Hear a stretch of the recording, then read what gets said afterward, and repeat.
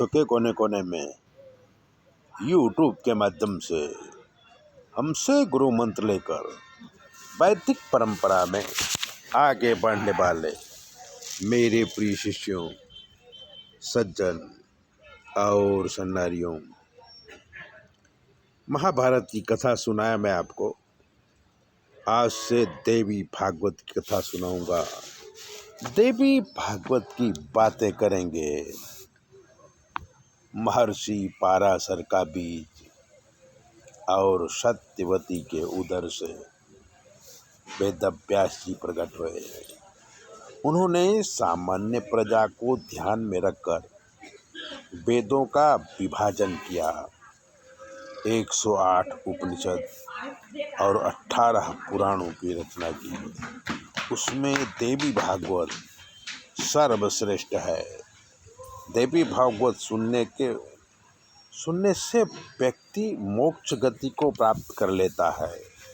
पुराणों में प्राचीन इतिहास का वर्णन है।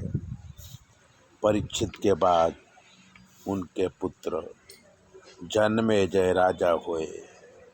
उन्होंने व्यास जी के मुख से देवी भागवत का श्रवण किया। उसी परंपरा में आज भी कथाकारों को व्यास कहा जाता है। तो मैं व्यास बन के आज से देवी भागवत के छोटे छोटे वीडियो बना के आपको देवी भागवत की उत्तम बातें बताऊंगा। इसलिए चैनल को सब्सक्राइब कर लीजिए, लाइक कर दीजिए। और ज्योतिष का कोई प्रश्न है तो 9825200108 पर फ़ोन कर लीजिए। देवी महाभागवत उत्तम बातें जो होंगी वो बताऊंगा। सबसे पहले द्वारिका में भोजवंशी राजा हुए सत्राजित, जो सूर्य की आराधना करके स्यमंतक मणि प्राप्त किए थे। स्यमंतक मणि का प्रभाव ऐसा था कि 8 किलो सोना रोज देती थी और जहाँ होती थी वहाँ शोक और भय नहीं होता था।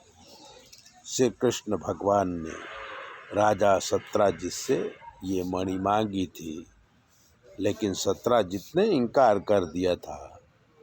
एक दिन सत्राजित का भाई प्रसेनजित गले में मणि पहन के शिकार करने गया तो एक बाघ उसे खा गया और उसके घोड़े को भी खा गया, मार डाला।